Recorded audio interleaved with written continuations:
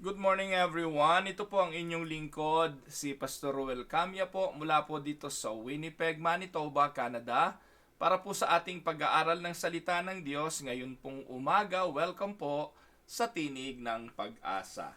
Sa araw pong ito, ngayon po ay Monday, December 8. December 9.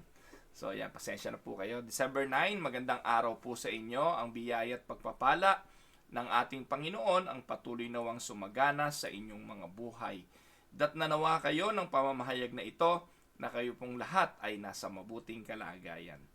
Ang ating pong pag-aaral ngayong umaga again ay continuation ng ating pong pag-aaral sa series ng Family Matters or mga bagay na may kinalaman sa pagpapamilya at sa human relationship. Sa araw na ito, ang ating topic ay pinamagatang Guiding Your Children to Destiny. Ayan. So atin pong pinaniniwalaan na ang ating mga anak ay nangangailangan ng paggabay at ang mga pangunahing pinagkatiwalaang mga tagapaggabay ay walang iba kundi ang mga magulang. At naniniwala po tayo mga kapatid na from the day that our child or from the day that a child arrives in the home, parents are preparing them to live. Kapag pinagkalooban tayo ng Diyos ng mga anak, ay dapat ihanda rin natin sila sa kanilang paglisan. Ang pagpapalaya at pagpapahintulot na umalis sila sa poder ng ating tahanan ng walang kahandaan ay pagtutulak sa kanila sa kapahamakan. Kaya ang mga magulang ay dapat na maging mahusay, matalino at maging mabuting katiwala ng Diyos sa pag-aalaga at pag-aaruga ng mga buhay na ipinagkatiwala sa kanila. Alam niyo po, ito ang sinasabi ng Genesis chapter 2 verse 24. That is why a man leaves his father and mother and is united to his wife and they become one flesh. Ito yung destiny ng bawat nilalang. No? Hindi ko naman po sinasabing lahat ay hahantong sa ganito. Kasi meron pong tinatawag na single blessedness na hindi pinahintulutan ng Diyos o hindi pinagkalooban ng Diyos ng pagkakataong makapag-asawa. At alam po natin yon. Subalit para sa karamihan at sa majority ng taong ipapanganak dito sa mundo, may layunin ng Diyos for propagation para dumami ang tao at para maging kagaangan din sa kanyang pamumuhay, bibigyan siya ng Diyos ng asawa, ng katuwang. At ang bawat anak na dadali ng Diyos sa ating tahanan at ipagkakaloob sa atin ay ihahanda natin sa destiny na ito. Na pagdating ng araw ay lilisanin nila ang pugad ng ating tahanan at sila'y magtatayo ng sarili nilang pugad. Ito po yung hindi lang common among birds or animals, kundi ito yung layunin ng Diyos sa bawat tahanan. Kaya malaking role ng mga magulang at pagiging magulang ang paghahanda sa kinabukasan o sa destiny ng kanilang mga anak. God has given every parents approximately 18 years. Ito po dito sa dako ng North America. Kasi yun na yung legal age na tinatawag. Pagdating po ng edad na 18, makakapirma na sila ng sarili nilang tseke. No, they can decide on their own kung anong gusto nila sa kanilang sariling katawan, sa mga bagay na gusto nila sa kanilang mga buhay. Kaya doon sa formative years na yon, under the supervision ng mga magulang because they are not yet ready to do things on their own, nandun pa rin yung pagsubaybay. Tayo nga mga Pilipino, kakaiba tayo eh. Minsan nga kahit lampas na ng 18, kahit nga yung iba may pamilya na, yung pagsubaybay ng magulang ay nandun pa rin. Yung iba naman sumosobra, hindi na lang pagsubaybay, pakikialam na. May manugang na't lahat, may mga apo na't lahat, may anak na yung kanilang mga anak, nakikialam pa rin. So, kaya importante na yung mga magulang nakikinig ngayon. Tayo po ay titingin hanggang saan yung sakop ng ating mga pagsubaybay, ng ating paggabay. Kasi duty naman talaga natin yon bilang mga magulang. ako po'y nagsasalita na on behalf of being parents kasi magulang na rin ako. Yung mga binata at dalaga naman na nakikinig ngayon, maybe you can learn and relate to some of the examples and principles na ating pag-aaralan ngayong umaga. So, binigyan tayo ng Diyos na gabayan ang ating mga anak approximately 18 years in which to plant in our children the wisdom, the intelligence, and the know-how to face life in such a way that will honor God, that will contribute to the society, that will bless the church in the future, and as a byproduct, meets the deep needs of the individual. Tayo po yung gagawa nun Kaya po, minsan mga kapatid, ito po lagi naman nating binabanggit dito sa Tinig ng Pag-asa. Pag ang magulang hindi nagawa yung kanilang primary, basic duty as parents to their children, specifically and especially in the aspect of discipline, ihanda ninyo ang pagiging malulungkutin at puspos ng suliranin ng buhay ninyo sa inyong mga anak pagdating ng araw. Kasi hindi natin sila nabigyan ng tamang paggabay. So guidance is an extremely important part of that preparation process. Parang lang yan hindi naman natin po pwedeng isabong ang manok kung hindi natin yan na-train. Tama po ba mga kapatid?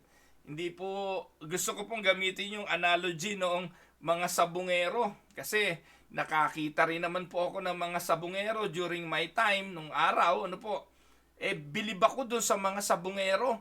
Pagising po nila ng umaga, kukunin yung manok, hihimasin.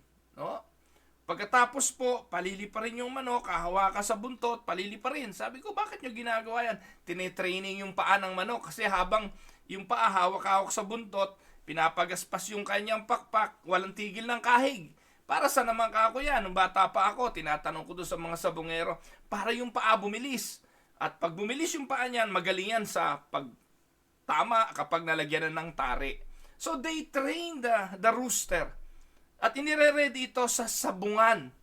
Alam nyo mga kapatid, dalawa lang naman yung manok na naglalaban.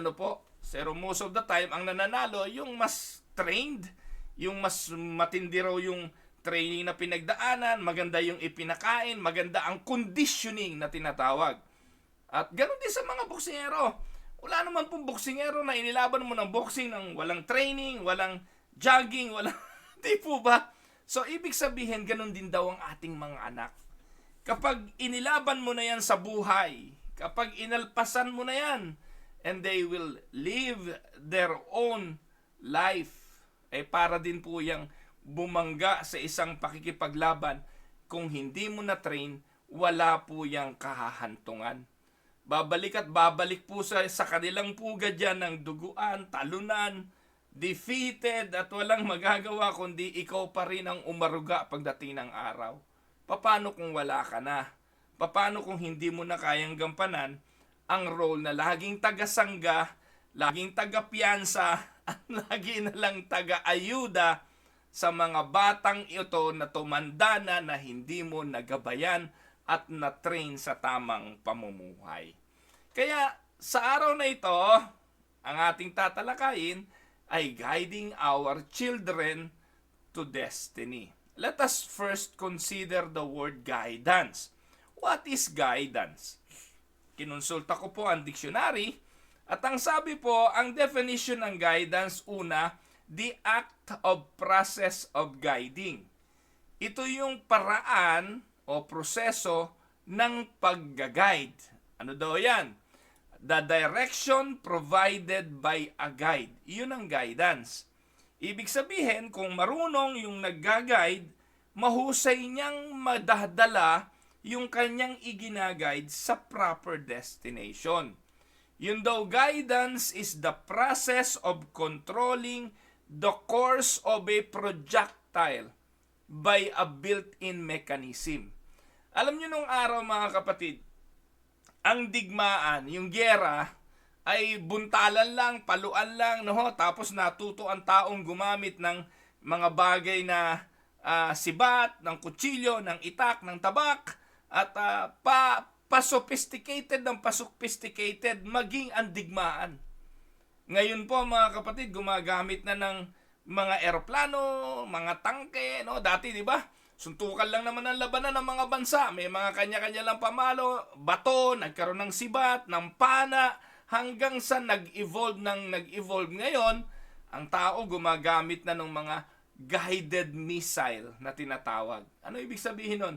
Na yung missile ay kaya nang patamain dun sa specific na lugar na gusto niyang patamaan. Guided ang tawag doon. Ito ay controlled by somebody, kung saan niya gustong pabagsakin, ay ganun niya gagawin. So ganun din daw po mga kapatid yung tinatawag na guidance ng ating mga anak. If you are envisioning something good for your children, you will guide them to that good. If you are a parents and you want your children to, in the future, ay ma-experience yung mga bagay na sa tingin mo'y magiging mabuti sa kanya, doon mo siya i-guide. Amen ba mga kapatid? The process of controlling the course. Sasabihin nyo siguro, Pastor Ruel, wala naman tayong control doon eh. Tama po kayo. We don't have any control over the future. Wala tayong control sa pwedeng mangyari, sa sirkumstansya, doon sa tinatawag na mga aksidente ng buhay. Wala talaga tayong control doon. Pero mga kapatid, hindi palibasa wala tayong control doon ay magdadahilan na lang tayo na sasabihin natin, bahala na sila sa buhay nila. Wala naman tayong control doon eh. That is being irresponsible. Bagamat hindi natin hawak ang buhay, hindi nangangahulugang hindi na tayo magpaplano sa buhay. Tama po ba yon?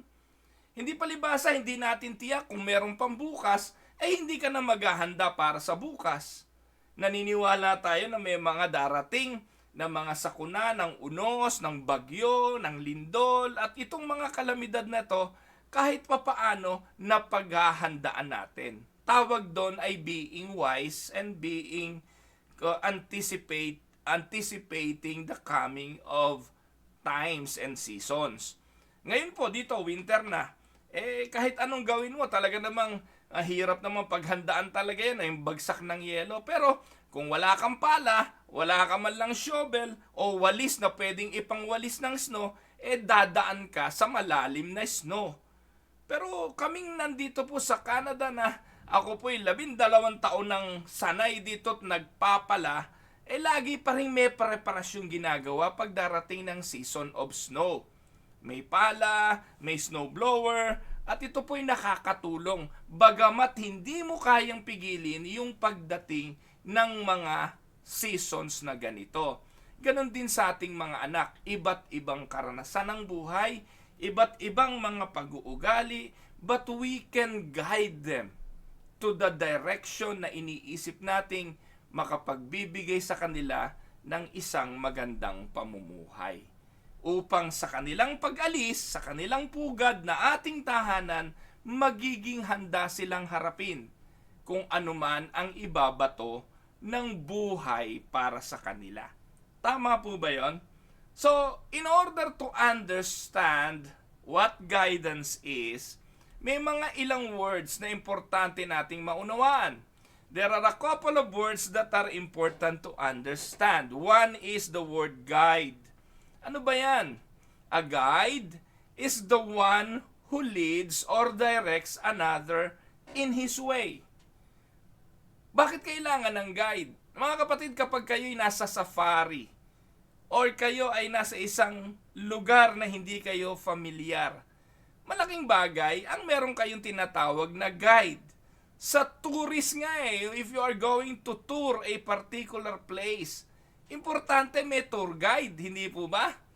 At yung tour guide ang siyang mag-aakay sa'yo, ano yung magagandang lugar na pwede mong puntahan, ano yung mga dapat iwasan, ano yung mga delikado. So yung guide malaking tulong, lalo sa safari. If you want to go on a safari, baka makain ka ng mga wild animals doon if you don't have a guide. At kung ikay kukuha ng guide, ano kukunin mong guide? You want a skillful guide. yung guide na knowledgeable.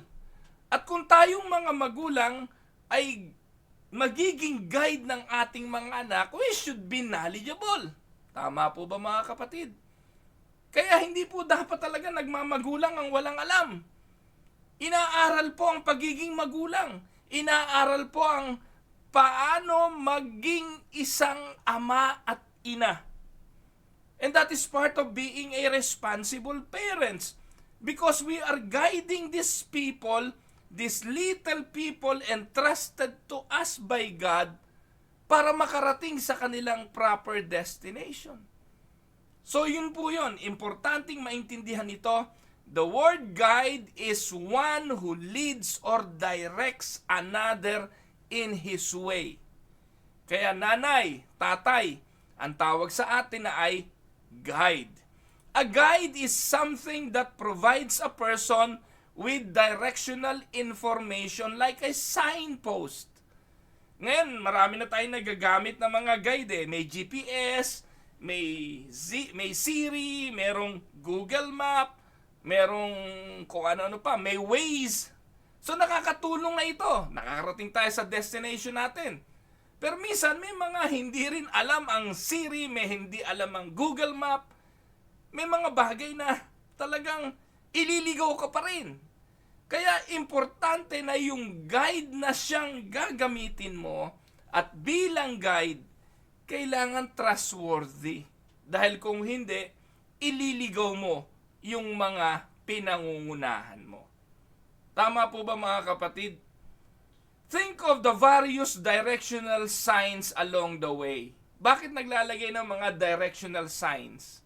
Halimbawa, 10 kilometers to Baguio, something like that. So makikita mo, 10 kilometro pa bago mag-Baguio. O nakalagay, 20 kilometers to Vancouver, something like that. So yun po yung mga sign, directional signpost. They are designed to help you get where you want to go. Sino ang nagtuturo nun? Yung guide. Kapag knowledgeable na yung guide, kaya pag nagta-travel po kami, una namin tinatanong, sino na ang nakarating doon? Baka pwede kaming samahan. Kasi ang hirap no po, nang walang kasama. Last time na kami nagbiyahe, kasama yung aming panganay na anak at yung kanyang asawa at kaming mag-asawa ni Dang, namasyal kami sa Alberta. Doon sa mga scenic places sa Calgary. Nung una kaming pumunta doon ay meron kaming guide. Ang isa sa guide na kinuha namin doon, yung lagi na doon. Walang iba kundi si Mark Ancheta. Shout out kapatid na Mark Ancheta. Nako, hindi ka lang may guide, hindi ka lang may driver, hindi ka lang may photographer. Talagang pati minsan merienda at pagkain sagot pa niya. Huwag niyo nga abusuhin. Pero minsan yun ang naipoprovide ng isang mabuting guide. Talagang noong kami po'y dinala ng kapatid na Mark Ancheta at Grace Ancheta, halos naikot namin yung magagandang lugar ng Lake Louise, ng Banff, ng Takakaw Falls. Pasensya na kayo para doon sa mga hindi pa nakarating doon. Pero iyon po yung ilan sa magaganda at napakagandang lugar sa Alberta. Para kayong nasa postcard, no? At narating namin yon. Ngayon po nakakapunta na kami doon ng kami lang. Kami na po yung nagiging guide sa iba. Kami na po yung nakapagtuturo. Puntahan nyo yun, yung mga ganon. Yung Grassy Lake, no? Yung last na amin pinuntahan, yung Grassy Lake. Nag-trek po kami trekking po kami. Naglakad kami. Layo, pero it was such a good experience. No? At yung mga guide, yun ang role. Kapag naranasan mo na yon, nagiging, tawag doon, experience na yon, nakalaunan ay magagamit nung ginabayan mo para makarating din sa gusto niyang patunguhan. Letter C, a guide is one who directs a person in his conduct or course of life. This is like a teacher, a guru, a life coach, and a parents to be their children's teacher, guru, or life coach is a must and unnecessary. Tama po ba? So bilang mga magulang, ayan yung word na dapat nating maintindihan. Tayo ay guide ng ating mga anak. Pangalawang word ay yung word na guidance. Ano naman yan? Guidance is the act of process of leading or directing. No, alam niyo po mga kapatid, kaya sa paaralan, merong mga guidance counselor. Ano bang purpose ng guidance counselor? Hindi po ba pag merong mga batang medyo sabihin na nating nagiging pasaway? Bakit nagiging pasaway? Naliligaw ng landas yun eh. Ang role ng guidance counselor ay i-guide ang batang ito sa kanyang pag-aaral, sa proseso na dapat niyang pagdaanan sa buhay upang pagdating ng araw ay magtagumpay din ang paaralang ito. Walang guidance counselor na ang goal ay ibagsak, mag-fail ang isang estudyante. Hindi siya proper guidance, hindi po ba? So ito yung act of or process of leading or directing. Yan po ang ibig sabihin niyan. Guidance is the process of controlling the course of a projectile by a built-in mechanism. Binanggit na natin kanina yan. Ano po? Saan natin mababasa yan? Sa Psalms 127 verse 4, pakinggan nyo ito. Ang sabi po dyan, Behold, children are a heritage from the Lord, the fruit of the womb is a reward. Tingnan nyo po yung highlighted na ano dyan, na sentence.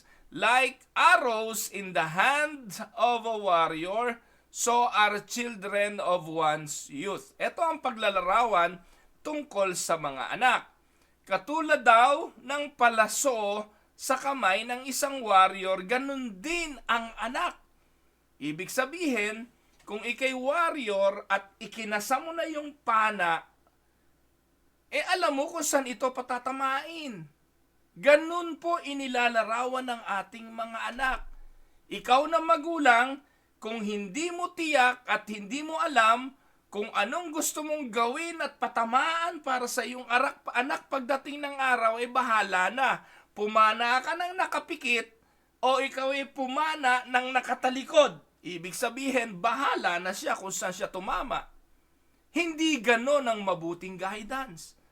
Ang mabuting guidance na dapat ginagawa ng magulang ay iniuumang, ginaguide ang anak patungo sa isang direksyon na alam niyang makabubuti para sa kanya within the mark. Ang sabi po ng talata, happy is the man who has his quiver full of them. Ano daw ang ibig sabihin yan? Mapalad at maligaya ang tao na puno yung kanyang lagayan ng mga arrows na ito. They shall not be ashamed, but shall speak with their enemies in the gate. Yung ating mga anak, bala eh. Sabi dyan, bala mo ito. Pero kung yung arrow na meron ka, puno nga ang iyong quiver ng mga arong ito, pero wala naman tulis. Bale-baleng ko naman tong araw. Tatama ba yan? Hindi. Kaya ang ginagawa ng isang mahusay na warrior, yung kanyang arrows, inaalagaan, hinahasa yung dulo niya, yung tulis niyan, at pinapractice niya yan para tumama sa kanyang mark. Kasi, kung hindi, you will be ashamed. Pero ang sabi ng salmista, katulad ng arrow sa kamay ng warrior, yung ating mga anak, kung puno ang iyong lahagayan ng mga arrows na ito, hindi ka mapapahiya. At makapagsasalita ka sa iyong mga kaaway sa gate, at maipagmamalaki mo, sige lumabang kayo sa akin, marami akong pana na magagamit na magtatanggol sa akin pagdating ng araw. Pero paano kayo pagtatanggol ng iyong mga pana kung walang talas, walang talim, hindi mo na ihanda, bale-balengko, kalaunan, kahihiyan ito sa'yo. At nakikita natin ito sa pangkasalukuyan. Maraming mga anak ang kahihiyan ng kanilang mga anak, ng kanilang mga magulang. Ito yung mga sinasabi ng mga magulang na sana hindi na lang kayo ipinanganak. Nakuha niyo po mga kapatid. Ito po. Now, ito po yung guidance. Now, let us look at some of the synonyms for guidance. Ano ibig sabihin ng synonym? Yung kahulugan, ano po? Kaparehong kahulugan. Some synonyms for guidance include such words as 1. Guide. This word usually implies assistance by means of a person with intimate knowledge of the course or way and all of its difficulties and danger. Ayan, yan po yung trabaho ng mga tour guide, ng mga steward. Alam niyo yung flight steward and stewardess? Bakit sila nandun sa airport? Kasi yung mga pasahero ng eroplano, hindi nila pwedeng gawin kung anong gusto nilang gawin. May mga protocol na dapat sundin. At nandun yung mga steward na yun para mag-assist, para mag-guide. Nakasakay na po ba kayo ng eroplano? Ano ba unang-unang ginagawa? Pagsakay nyo, sasabihin, fasten your seat belt, we are about to take off. Tapos turn off your electronic device, cellphones, gadgets, laptops, papatayin nyo yun. Pagkatapos, ano unang gagawin ng stewardess or ng flight steward? They will demonstrate kung anong gagawin. Paano mag-seatbelt, mag-fasten, mag-unfasten, paano gagawin in case of an emergency, yung paglalagay ng oxygen, papaano gagawin pag yung nagkaroon ng emergency exit, saan ang exit, yun ang role eh. They will guide you. Hindi po pwedeng tatayo ka agad ng gusto mong tumayo, meron kang kukunin sa overhead bin. No. Kailangang alam at least ng steward or stewardess kung ano ang iyong gagawin. Kasi guide sila. Sabi nga, pag nalaglag yung cellphone mo sa upuan, hindi mo yun pwedeng kunin. Ang kailangan kukuha nun ay stewardess. Alam niyo po ba yun? No? Kasi marami na pong pagkakataon na naaksidente, nauntog, or nasusunog yung cellphone, pagbagsak, nagiging cause ng fire sa loob. So kaya maraming bagay na dapat alam, kaya may mga guide. Pagkatapos yung word na lead, synonymous din yung word na lead. This word stresses the idea of going in advance of a person to show the way and to keep those who follow in order and under control. Kaya bilang mga magulang, tayo po ang nangunguna. We are the lead. Yung stress, yung pong word na ito, nag-i-stress ng idea ng going in advance, following the footstep. Ito po ay mahalaga. Nakapanood na po ba kayo ng mga war movies? Yung mga gyera, na mga sundaloy, ano tawag doon? Merong pupuntahang lugar, nagpapatrol, hawak yung kanilang mga barel. Meron pong guide na nauna, yung point man. At yun po mga kapatid ay delikado. Yung nasa harapan, una siyang babarilin ng kaaway. Pangalawa, siya ang unang sasabog kung may landmine. Kasi lahat ng hakbang niya, iyon ang sinusundan ng mga kasamahan niya. Kaya ang mag-lead ay hindi basta-basta. Lagi kang nasa unang atake ng kaaway. At ikaw yung nangunguna in advance to show the way to the people behind. Kaya ang mga magulang, dapat naiintindihan natin ang mga bagay na yan. Let us also look at the word steer. This word stresses the guidance of a person who is able to control the factors which determine the direction of a vessel. Mga kapatid, ilan po ba ang nag-i-steer ng barko? Isa lang ang kapitan ng barko. Hindi pwedeng maraming nagmamaniobra. Hindi pwedeng nag-aagawan ng manibela. At ang siyang may hawak at kontrol kung saan pupunta, kailan ililiko, saan ililiko, walang iba kundi ang kapitan lang. Mga kapatid, ganun din sa buhay. Sa ating tahanan, meron lang isang nagga-guide at nagbibigay ng direksyon. At yung mga nandun sa loob ng bahay ay nagtitiwala at umaasa sa direksyon na patutunguhan ng nangunguna. Ito po'y importante sa barko, sa eroplano, sa sasakyan, sa kotse o kahit ano paman. Meron pong tinatawag na steerer o taga-maniobra. At ang pang-apat na salita ay yung pilot. This word implies the assistance of a competent person who is able to navigate a vessel through unknown or difficult waters as through a long and narrow channel. Kaya bilang magulang, look at those words. Those are synonymous to guidance. Role po ng magulang yan. You will be the guide, the leader, the steerer, the pilot. Kung anong ginagawa nyo, malaking faktor sa patutunguhan ng inyong mga anak. Amen? So, ang pangalawang tanong ay ito, why is guidance necessary? Bakit ba mahalaga na ang ating mga anak ay i-guide? Naku, Pastor Ruel, dapat pa ba naman sagutin yung tanong na yan? Basic na basic yan. Dapat talagang gabayan ng anak. Pero basic nga po itong mga kapatid. Pero bakit maraming magulang hindi ito ginagawa? Bakit maraming mga anak napapariwara?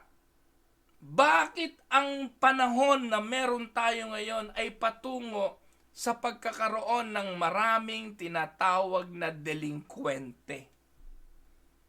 Delinquent. Unguided. Mga taong hindi nagabayan. Kaya, alam niyo po, ang Biblia, lagi lang tayong dinadala sa basic Ang ating mga pag-aaral dito sa Tinig ng Pag-asa, hindi malalim ito. Yung iba medyo nalalaliman daw sa teaching ng Tinig ng Pag-asa. Hindi po, napakababaw ng paraan ng pagtuturo ng inyong lingkod. Hinahanap ko yung mga salita na mauunawaan ng common person. At kaya marahil ikaw ay nakikinig lagi dito, ay naiintindihan mo naman.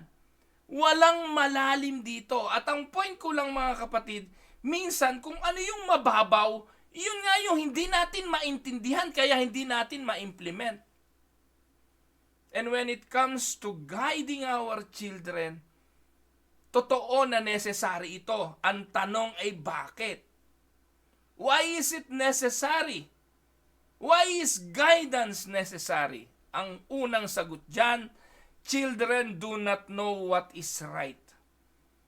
Nakita na ba ho kayo ng bata na may hawak na kutsilyo, palo, taga. Kalaunan, ano mangyayari? Maihiwa yung kanyang sarili, matataga niya kanyang sarili. Bakit niya ginawa? Hindi niya pa alam yun O merong screwdriver o kapirasong stick, saksak dito, saksak doon, saksak.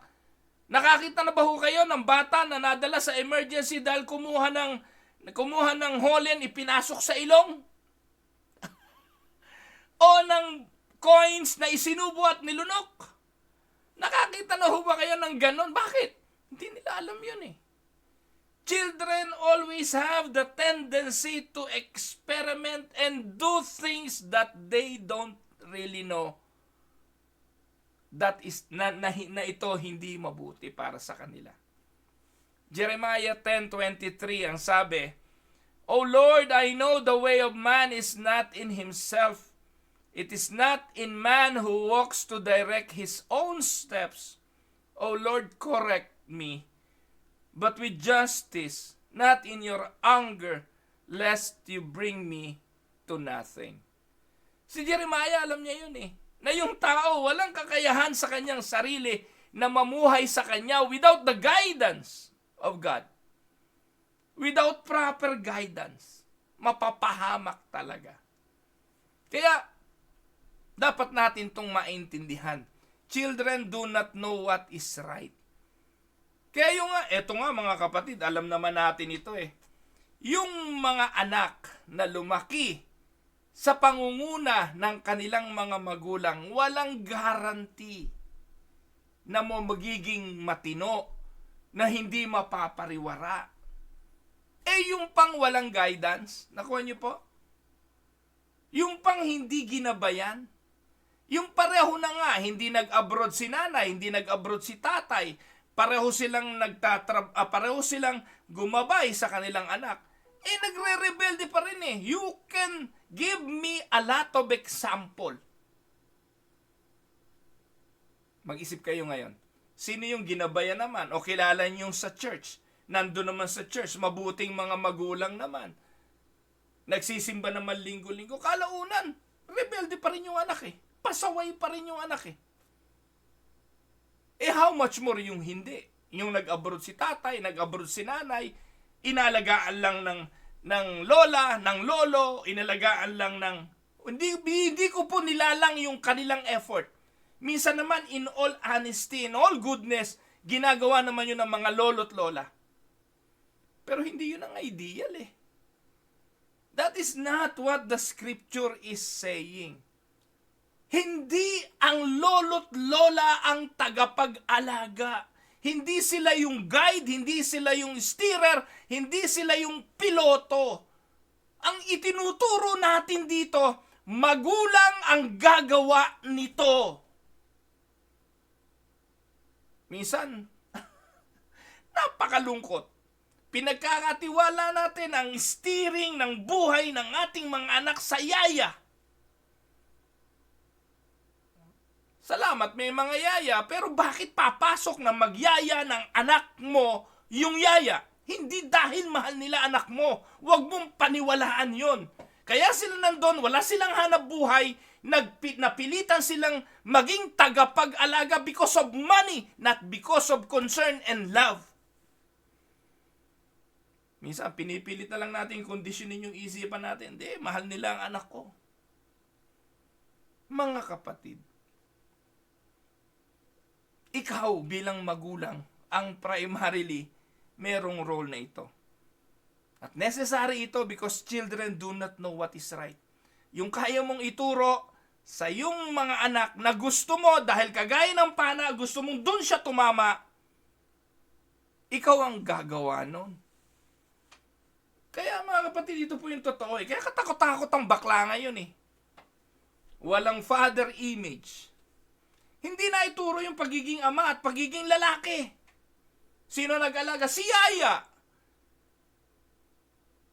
Kaya yung anak mong lalaki, bibihisan ng damit pang babae. Paglalaruan minsan ng katulong, lagyan ng makeup, lalaki. Bibigyan ng Barbie doll. Wala kasing father figure eh. Maraming ganon. And take note, hindi genetic ang pagiging bakla. Ano po? Yan po ay kawalan ng proper guidance. Yan po ang realidad. Now, pangalawang reason why guidance is necessary, children do not have the wisdom gained by the experiences of life. One teacher and one good teacher ay ang experiences. Pero maging ang mga experiences na yan, mga kapatid, dapat guided. Ano sabi ng Proverbs? Hear my son and receive my sayings, and the years of your life will be many. I have taught you in the way of wisdom. I have led you in right paths when you walk. Your steps will not be hindered, and when you run, you will not stumble. So, importante yung wisdom na nakukuha saan? Sa mga experiences ng buhay. Sa bawat pagkakamali sa experience, kinukorek mo yun. Halimbawa, ito, sample. Isinaksak ng bata ang holen sa ilong. Ano mangyayari? It will cost him his health or minsan his life. At ikaw magulang, ano gagawin mo? Tuturuan mo ang anak mo doon sa experience na yon. Nagkakaroon siya ng wisdom na mali pala na ipasok yung holen o kaya yung pellet, bala ng pellet gun sa ilong. Natututunan niya yon. Hindi na niya gagawin uli yon. Di po ba? So, yun pong mga experiences na yun, nagpo-produce ng wisdom. Kaya kailangan ng guidance.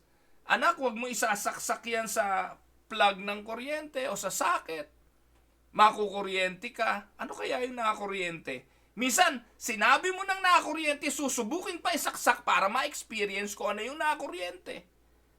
Kaya bilang magulang, ikaw ang gagawa ng paraan para huwag nilang gawin yung pag-eksperimento tungkol doon. Di ba, ganun din naman sa alak, sa bisyo, sa droga. Lagi na natin sinasabi, anak, masama epekto niya, masama, pero naku-curious yung bata. Minsan sumusubok pa rin. Ikaw, kapatid, ikaw na nakikinig sa akin, in all honesty, ano yung mga sinubok mo na ipinagbawal na sa'yo, sinubok mo pa rin? Kung tayo nga ganun nag-eksperimento pa rin. Kaya napakahalaga ng proper guidance. Kulang pa yung kanilang wisdom na pwede lang namang mag-gain yung wisdom na yon sa mga experiences ng buhay. Again, sasabihin ko sa inyo, walang guarantee na hindi sila susubok. Walang guarantee na hindi nila itatry. Kaya napakahalaga na meron silang maalala pagdating ng araw. Alam nyo nangyari dun sa prodigal? Nung lumayas ng ibang bayan, inubos ang kanyang ari-arian sa mga bisyo. Nung wala na siyang makain, hikahos na ang buhay, wala nang magpakain sa kanya, nakaupo siguro, nag-isip-isip at ang sabi niya, sa bahay ng aking ama. Ano naalala niya? Yung bahay ng kanyang ama, yung payo ng kanyang ama, yung mga sinasabi ng kanyang ama. Kailangan merong ganong bagay na babalikan ng ating mga anak kung sakasakali na sila'y sumemplang sa buhay, meron silang maaalala na sinabi ng aking ama. Kaya ano konklusyon ng prodigal? Sa bahay ng aking ama, meron kaming mga katulong. Kumakain sila ng sapat at minsan sagana. Uuwi ako, babalik ako sa bahay ng tatay ko, hindi na bilang anak. Kasi alam niya yung prinsipyo Umalis ako, pinutol ko yung ties ko sa tatay ko, hindi na ako anak sa kanya. Yun ang kanyang paniniwala. Kaya babalik ako bilang katulong na lang. Magpapaalipin ako, wag lang ako mamatay ng gutom. At least doon nakakakain ako, may tulugan ako. Pero ito mga kapatid, ang realidad alam naman nating lahat ito. Ang magulang, katulad nung ama na nandun sa kwento ng prodigal son, naghihintay lang. Pagbalik ng anak, ginawa ba siyang katulong? Pagbalik ba nung anak, ginawa ba siyang isa lang sa mga alipin? No. Ni-reinstate siya bilang anak. Kaya ito yung mga wisdom na dapat maintindihan at matutunan ng ating mga anak. No. Sa buhay mo, katulad ng araw, papakawalan kita. Minsan, ikaw na ang magwawala. Ikaw na ang pipili ng buhay na tatahakin mo. At pag nandun ka na, hindi na kita papakialaman, anak. Hahayaan na kita. Gawin mo ang gusto mo. Pero, ang realidad, pag dumating naman sa punto na wala nang kakayahan yung anak mo, natitiis mo ba? Hindi naman di ba? Pero ito yung magandang attitude ng tatay. Hindi niya pinasundan yung anak niya. Hindi niya pinaimbestigahan yung anak niya. Hindi niya pinasamahan sa isang katulong para laging umalalay. Tapos na ang pag-alalay. Kapag lumarga na ang arrows na pinakawalan mo, bahala na yon. Tapos na ang pagbe-baby doon kasi nagpasya na nga siya na. Pero bago dumating yung bagay na yun, dapat siguraduhin ng magulang. Nagabayan ko yung anak ko kung paano niya haharapin ang dako pa roon. Nagabayan ko ang anak ko paano niya lalabanan ang lahat ng pagsubok na pwede niyang salubungin doon. So, marami pa siyang matututunan, marami pa siyang ma-acquire sa pamamagitan ng kanyang mga karanasan. Pero importante yung mga naipayo mo na, naituro mo na bilang magulang. Ang tawag doon ay guidance. Children left to themselves will not make wise choices. Ang mga bata na pinabayaan lang sa kanilang mga sarili, hindi sila magiging mabuti Bakit ba puro A yung nangyari dyan? Pasensya na kayo, nag-automatic, hindi ko na napansin.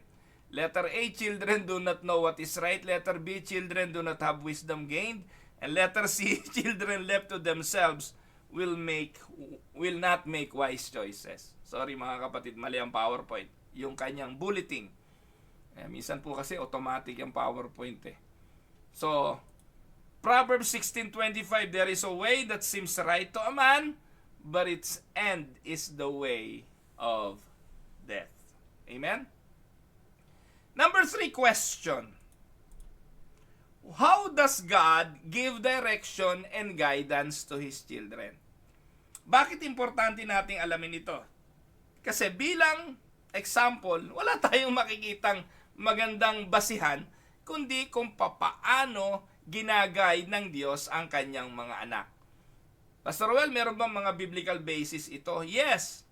So the pattern for man in relation to his children, ay guided ng Biblia. Given by God in His relationship to us. Sabi diyan, there are 4 basic ways God has designed for His children to receive the wisdom that is necessary in order to make right choices in life. 4, mga kapatid, na basic ways kung papaano ang Diyos ay dinidisenyo niya o na kanyang ibinibigay sa kanyang mga anak upang matuto ang kanyang mga anak ng tamang mga pagpapasya sa buhay. Una, instruction. Ang Diyos, nang nilikha ang tao, anong ginawa ng Diyos? Pinabayaan lang ba sila? Hindi. Genesis chapter 3, 1-3. In regards sa kasalanan, ano sabi ng Diyos? Huwag ninyong kakainin.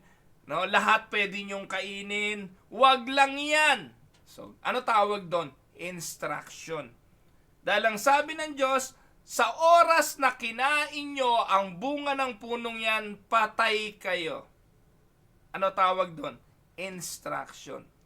Malinaw ba yon o malabo? Malinaw. Ang Diyos hindi nagbubulaan. Kapag sinabi ng Diyos, ginagawa ng Diyos. That is one basic way God designed for His children to receive the wisdom through instruction. Ngayon, most of the instructions of God, nasaan? Nasa Scripture. Importante lang magbasa.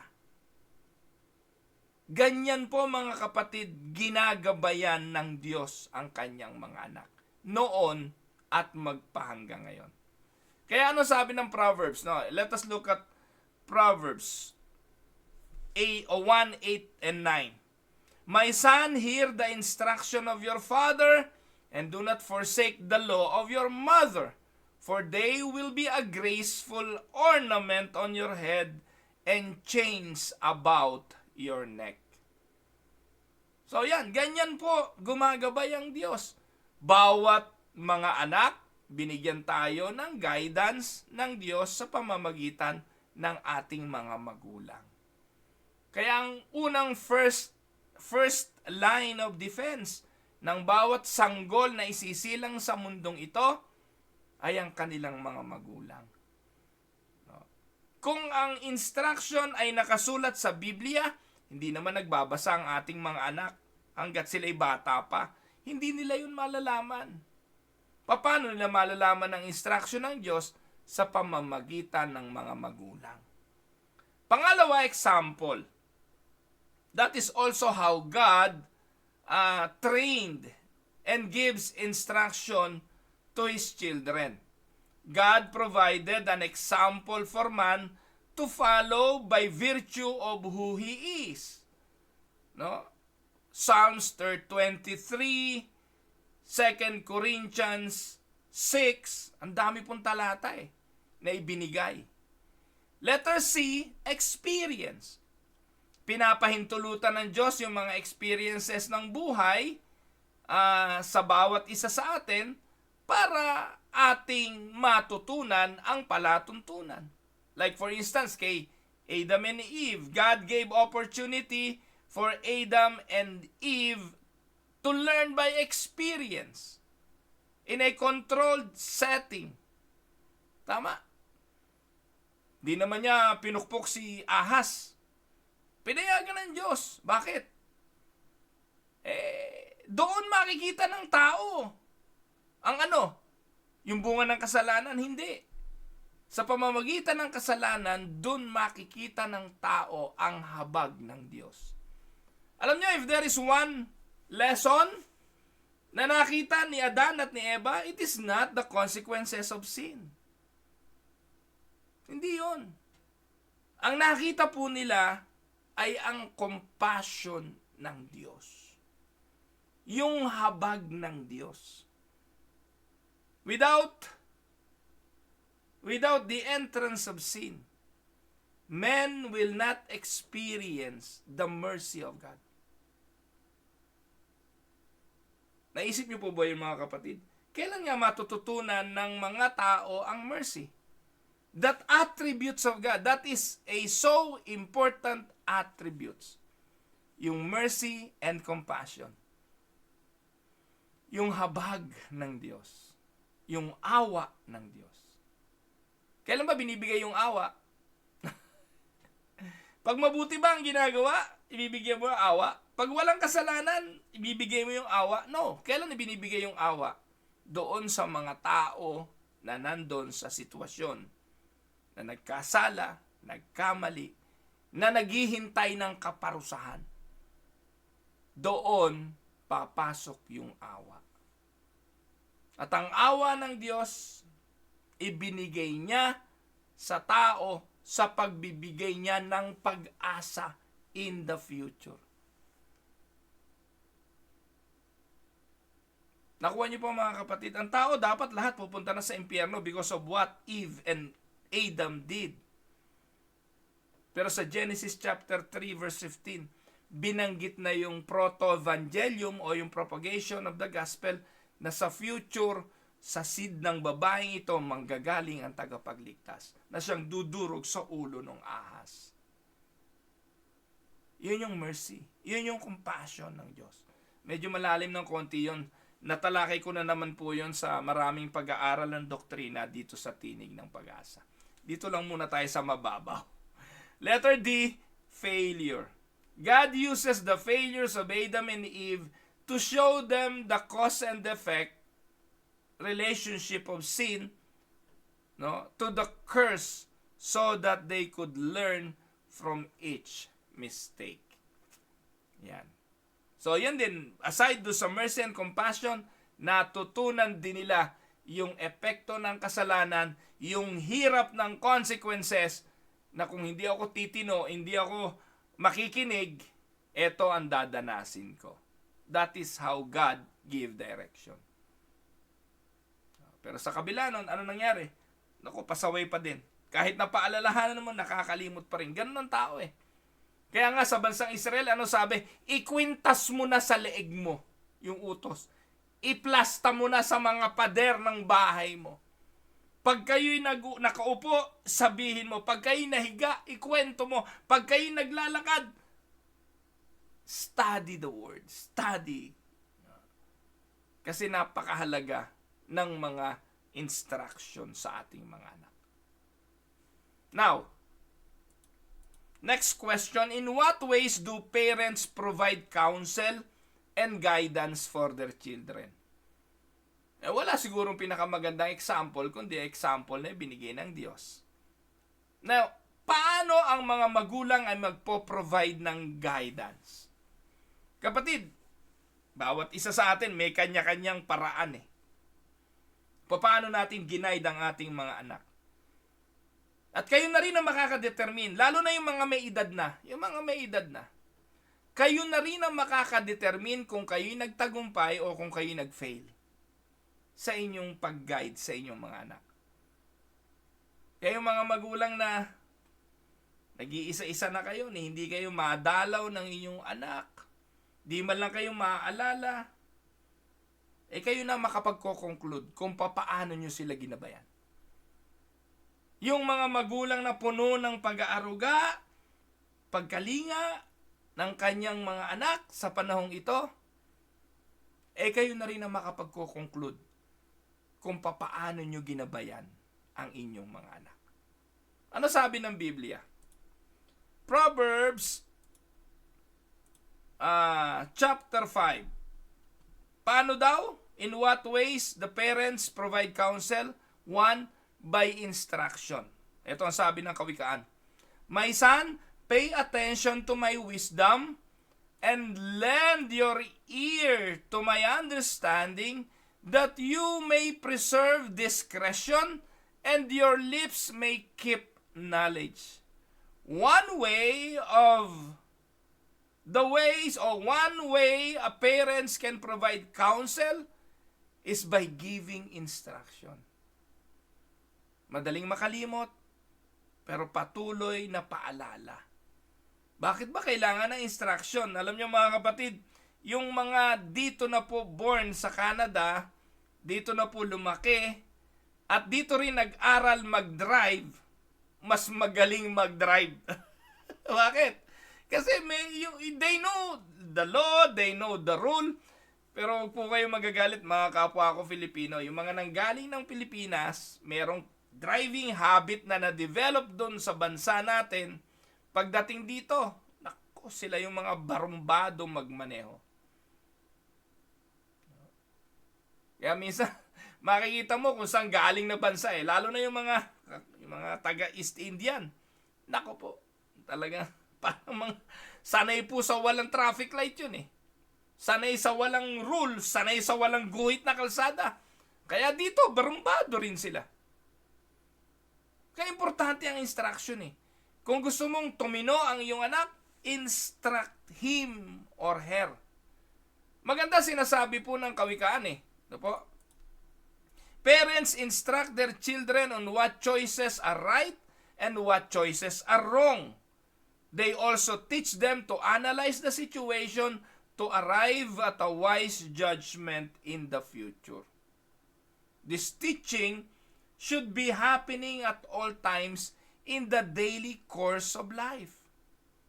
Importante. Ano po? Tingnan pa natin ang sinasabi ng Kawikaan. Ituloy natin ang basa ng buong verse 5. Ano po? Sabi po, The Proverbs of Solomon, the son of David, king of Israel. Ano sabi?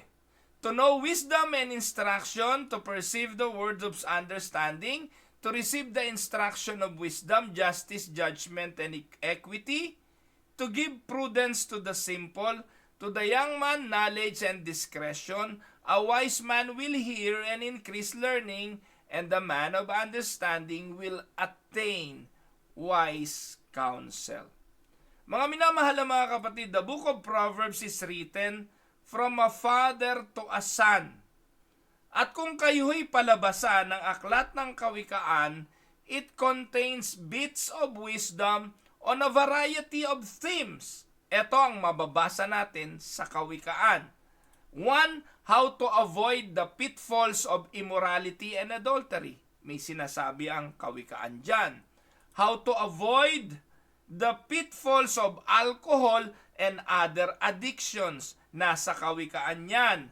How to respond to the authorities in your life, how to handle finances, how to walk in honesty and integrity, how to be diligent in work, how to treat other people, how to control your tongue, how to deal tactfully with different kinds of people, how to treat workers under your leadership, how to set priorities in your life, how to relate to poor, how to raise children, how to develop the qualities of excellence, generosity, and faithfulness, and how to make and keep friends. Lahat ng yan, mababasa nyo sa aklat ng Kawikaan. So assignment, kung wala naman kayong pinagagawa, basahin nyo ang Proverbs chapter 1. Lahat ng mga yan na sinabi ko, mababasa nyo doon. I don't have more time to discuss each. At ilagay pa ng ilagay kung saan mga verses. Kayo na pong maghanap. Pero lahat ng yan, makikita sa Kawikaan, yung aklat ng Kawikaan, the book of Proverbs is written from a father to a son. At punong-puno po yan ng wisdom. Isa sa paraan, papaano daw ginagabayan ng magulang ang kanyang anak ay sa pamamagitan ng instruction. Pangalawa, by example. Parents also provide guidance through their own example. Minsan, lagi naman natin sinasabi, ano ba susundin ko tatay? Yung sinasabi mo o yung ginagawa mo? Parehas. Dapat yung sinasabi mo totoo at yung ginagawa mo totoo.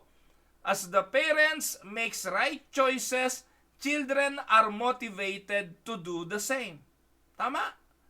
When parents seek the counsel of others in various areas, it helps the child to understand that you do not have to lean totally on your limited understanding of things.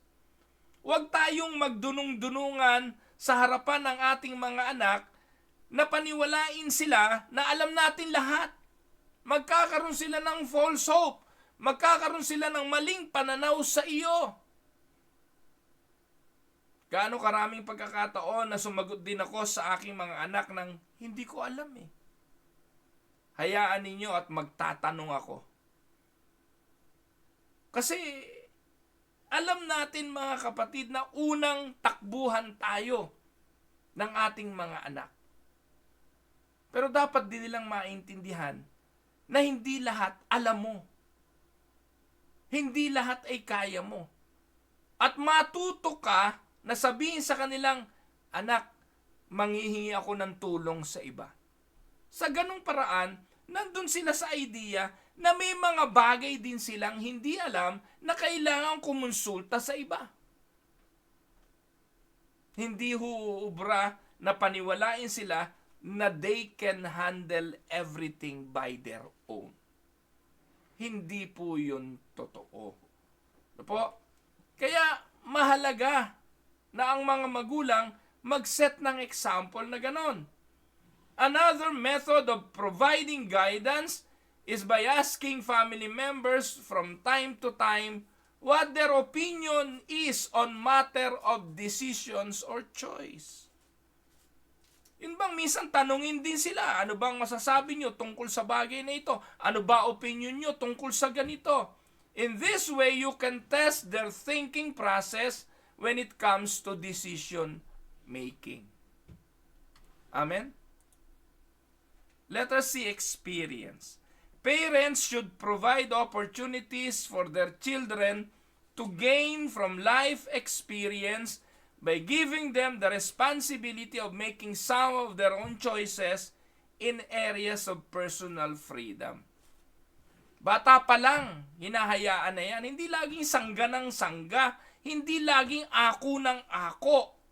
Ubod na ng tatanda, ni maghugas ng plato, hindi marunong. Paano yan pagdating ng araw? Babae, anak mo, hindi man lang marunong magluto, ni hindi marunong maglaba. Kailan yan matututo? Kailan mo yan paparanasin? Kaya importante, itong mga karanasan ito hindi papatay sa kanila. Bagkus mag-e-equip sa kanila para mamuhay. Maging instrumento at tools na gagamitin nila sa pagharap sa buhay. Paranasin nyo. Lagi nyo sinasabi, nung panahon namin, ubod ng hirap ng buhay. Pagkatapos itong mga anak nyo, ayaw nyo mahirapan. Kaya nga kayo naging matibay ngayon dahil dun eh. Tapos yung mga anak nyo, ayaw nyong paranasin nun. Ano gusto nyo? Umasa na lang ng umasa. Kaya itong mga batang ito, laging nakaasa, hindi lang sa inyo, sa gobyerno. Laging nakasahod. Bakit? Hindi nyo pinaranas eh. Lagi nyo ikukwento, bata pa kami, nagtatanim na kami sa bukid. Bata pa kami, nag-aararo kami, nag-aalaga ng hayop. Pagkatapos nung kayo tumanda, yung mga anak nyo, ayaw nyo pahipuin ng ganon. Samantalang that is way of providing guidance. Nakuha nyo po. Experience. Pero meron pa akong isang maganda at powerful no way to guide your children. Ano yon? Ito, ayaw natin ito eh. Failure. We don't want our children to fail. But one of the most valuable forms of guidance a parent can share with his child is the account of some of their own personal failures. Importante yun, mga kapatid. Yung ay kinukwento nyo, lahat na lang ng tagumpay, kinukwento nyo, lahat ng bida kayo, lahat na ikinukwento nyo, yung sarili nyong pagsusumikap. Importante rin na maintindihan at maunawaan ng mga anak nyo na at some point failed ka. Importante rin na malaman ng mga anak mo na at one point, nagkamali ka at naitama mo ang pagkakamaling yon. At ano naging resulta ng failure na yon? Parents can also provide guidance by discussion of the failures of others. O anak, anong naging epekto nun sa pamilya ni ganon dahil sa ganon ang ginawa ni Juan? They can learn from that. This kind of discussion has a biblical base, hindi naman pagmamarites at pagkwentuhan natin yung buhay ng iba, kundi yung mga biblical stories are example also. Pag pinag-uusapan ba natin ang buhay ni Nebuchadnezzar, ang buhay ni Shadrach, ni Meshach at ni Abednego, pag pinag-uusapan ba natin ang buhay ni Peter, ni John, ni Matthew, ang buhay ni Paul, nakikimarites ba tayo? Pinagchichismisan ba natin yun? Hindi. Pinag-uusapan natin yun to learn. Hindi ko po ini-encourage ang makialam at makichismis sa buhay ng iba. Lalo kung wala naman kayong matututunan. Pero yung tingnan ng buhay ng iba, example ng iba, para may matutunan ka, hindi marites yon, hindi pagchichismis yon. And me, for instance, I gave my children some examples, real examples, of people's lives.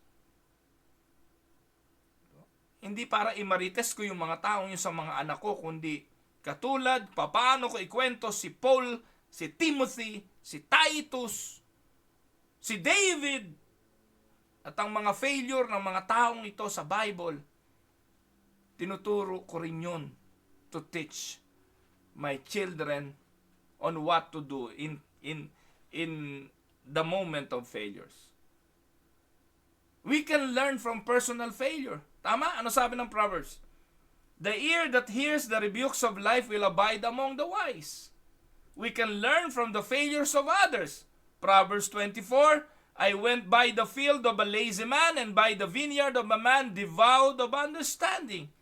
And there it was, all overgrown with thorns.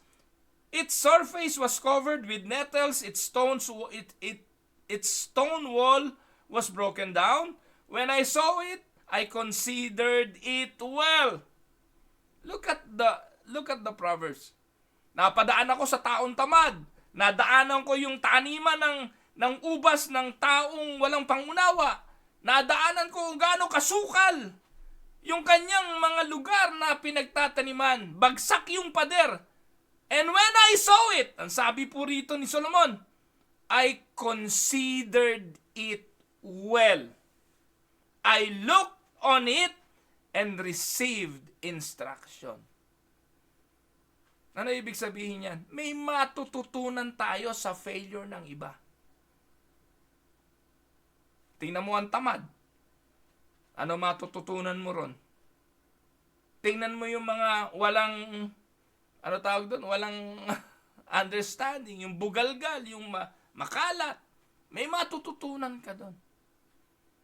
A little sleep, a little slumber, a little folding of the hands to rest, so shall your poverty come like a prowler, and your need like an armed man. Yun ang natutunan ni Solomon sa taong tamad. Sige, konting tulog, konting halukip-kip, darating ang kagutuman, darating ang kahirapan. So natutunan ni Solomon ang pagiging masipag, masinop. Saan? Sa taong tamad. Kaya yung karanasan ng iba, nakapagtuturo. Yung failure ng iba, nakapagtuturo. Tama? Now, puntahan na po natin ito. No? Nakakaisang oras na akong mahigit, pero importante ito eh. Ito na yung pinaka-culmination. In what areas do children need guidance? Saang area ang mga bata ay kailangan ng guidance? Una, yung kanilang social life. In social areas. Ano ito? Tandaan po ninyo, dapat po nagagabayan ang ating mga anak sa pagpili ng mga kaibigan. The principles of how to relate to people. Pakikipagkapwa-tao. Tayo nagtuturo niyan. Tayo gumagabay niyan. The process of mending relationship. Papaano ba kapag ang inyong anak ay na broken heart? Yung na busted, o kaya ay nabully, o kaya ay iniwanan ng boyfriend o ng girlfriend. Paano nila ipaprocess ang mga bagay na ito? Naranasan na po naming makita ang aming anak na umiiyak dahil sa love life. Paano nyo ipaprocess ito? So doon ang magulang ay dapat nagbibigay ng guidance sa area na ito ng kanilang social life. The ability to conduct oneself in various public setting. Paano ba mag-behave sa public? Paano ba sila makipagkapwa-tao? Paano nila i-market yung kanilang sarili? Sa area ng social life nila, anong naging basihan nila? Ano ang nagbigay ng lakas ng loob para i-handle yung kanilang social life? Sa area na ito, kailangan ng ating mga anak ng guidance. Uupo lang ba sa isang sulok at maghihintay? O ikakapitalize yung moment to gain leverage and to gain access sa mga bagay na pwede nilang i-access? Nasa sa inyo po yun, magulang. Kung gusto niyo yung mga anak niyo lumaking bastos, di huwag niyo i-train para maging magalang. Paano ba humarap sa kapwa-tao, sa kanilang peers, sa matatanda, sa mas bata sa kanila, sa social areas ng buhay nila? Paano mag-behave ang inyong mga anak? At ang panlima dyan, the ability to solve problems at ang pagpili ng kanilang mapapangasawa. Even the choice of marriage partner, dapat ginagabayan sila. Anong mga katangian? Anong mga requirements ng mapapangasawa? Anong pagpili meron? Dapat ba ganda lang? Dapat ba itsura lang? So, sinong gumagabay doon? Bagamat at the end of the day, sila ang pipili niyan. Pero ikaw magulang, ikaw ang magbibigay ng mga principle na kanilang pagbabasihan in terms of their social life. Pangalawa, yung tinatawag na spiritual areas. Nako, mahalaga ito. Napakagaling mong provider na ama, napakagaling mong magbigay ng lahat ng payo, advice, pero kumusta naman pagdating sa spiritual? Alam niyo mga kapatid, the blessing of right choices, gagabayan natin sila. How to make the Bible relate to life, the folly of wrong choices, direction in ministry involvement, how to receive direction from God, how to lead others into righteousness, and how to build a good relationship with God. In all of those areas, importanteng magabayan natin ang ating mga anak.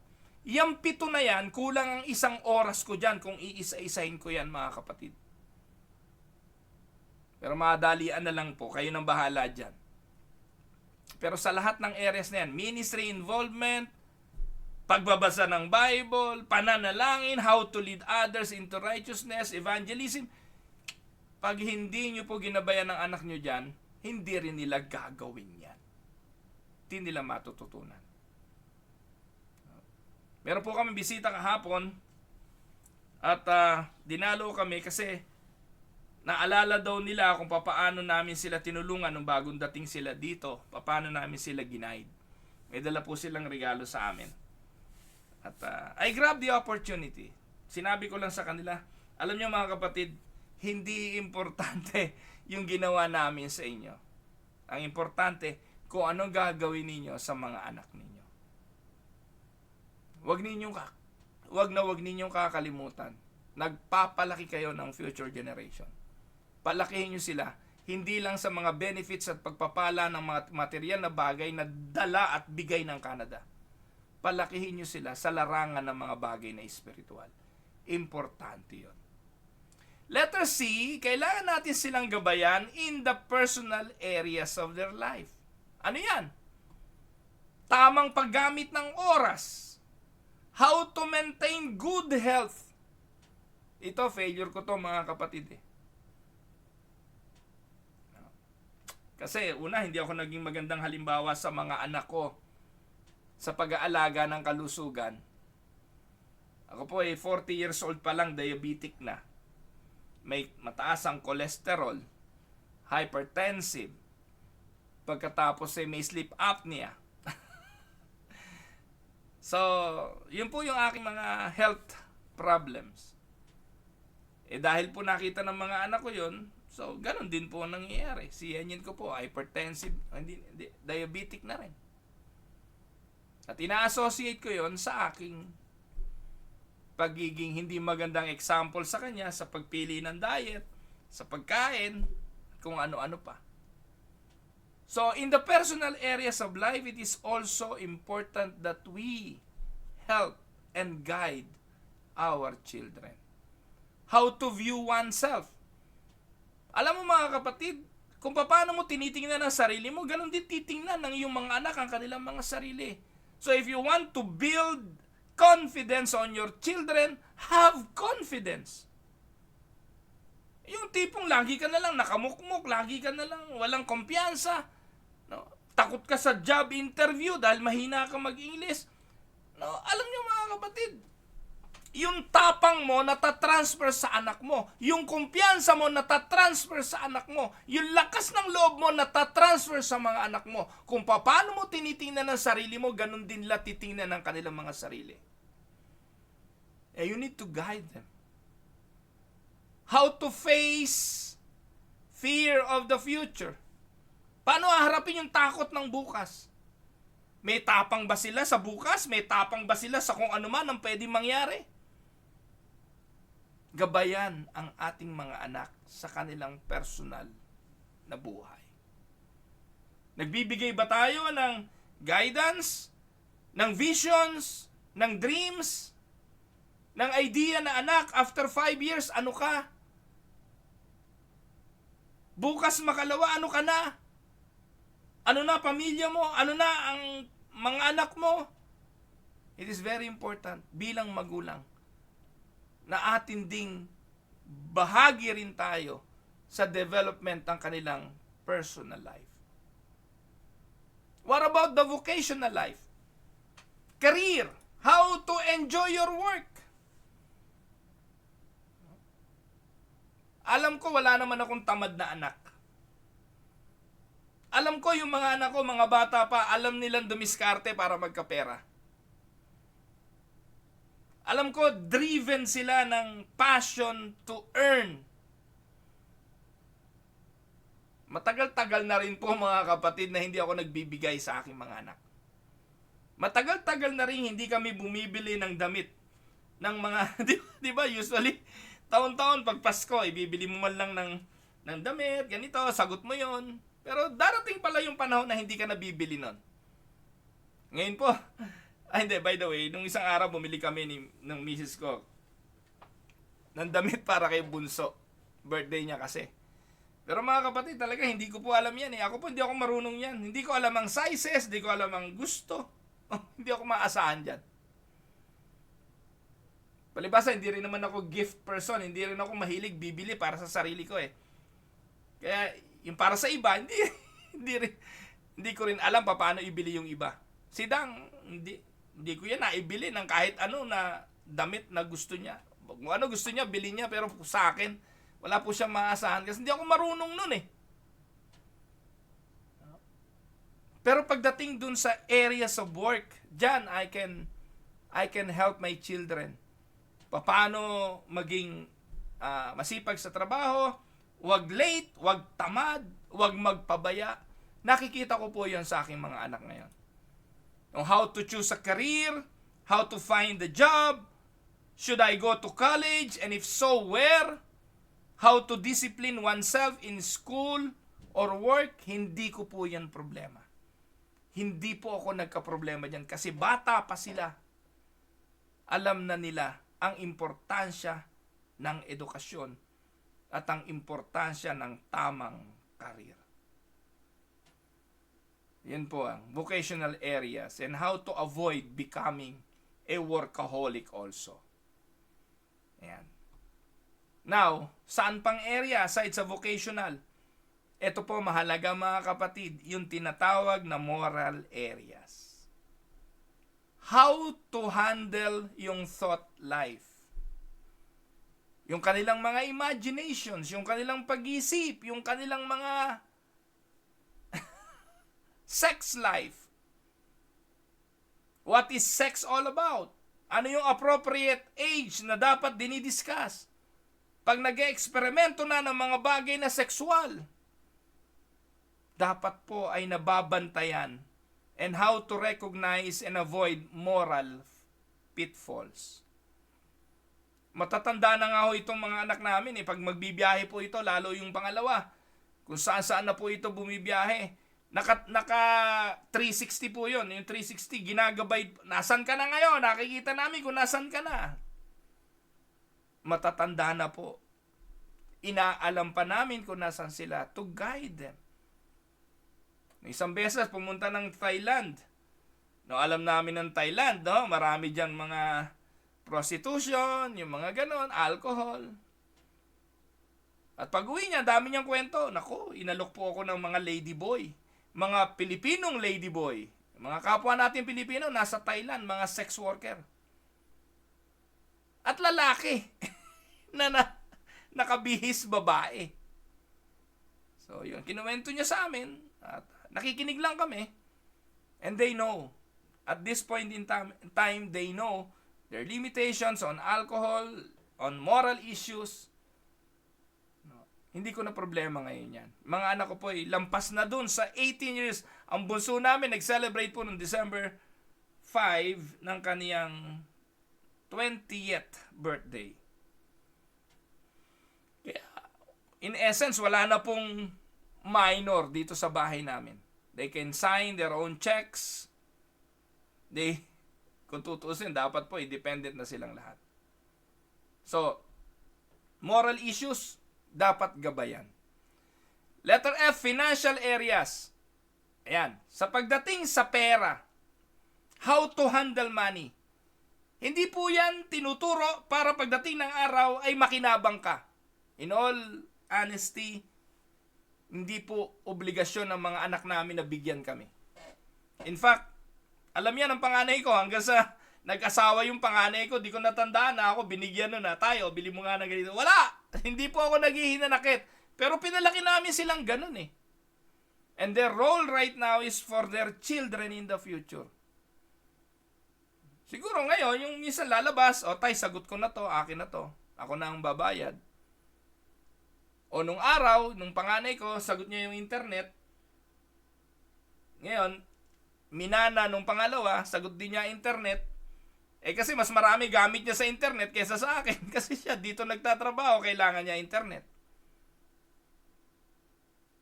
Sa financial areas, teach them to be responsible. What place does money have in life? How to spend money wisely? How to save money? Awa po ng Diyos yung aking mga anak ngayon. Kahit papaano, nakagear na po sila ngayon sa saving. Meron na po silang mga tax-free savings account. Si Reb, may investment na rin daw po siya. Sabi niya, si Enyan ko po are into saving also. Kasama yung kanyang wife na si Dayan. So they are saving money. How to tithe. Lahat ng ano ko po, nag-iika po. Kahit na nung bata pa ho yan. Pag may binigay kami sa kanila, tinanggap nila yon, they will give the tithes of that in the church. How to avoid or get out of debt. Ito, hindi ko sila nabantayan dito eh. Hindi ko naman po pinapakialaman kung ano yung kanilang mga inuutang. Pero ito lang ang lagi kong paalala. Kami ng nanay nyo, hindi kami naging mahilig sa utang. Wala kaming masyadong pera, pero wala rin kaming masyadong utang. Ayoko naman sabing wala kaming utang kasi yung bahay na ito, hindi pa naman ho ito totally bayad. Hindi ka naman pwedeng bumili ng bahay dito kung hindi ka mangungutang. Pero wala ho kaming utang na po pwedeng pag kami namatay, magiging liability pa. Wala kaming ganun. And what to think and do about credit? And what charitable contribution should and should not be made? Part yan ng guidance and training.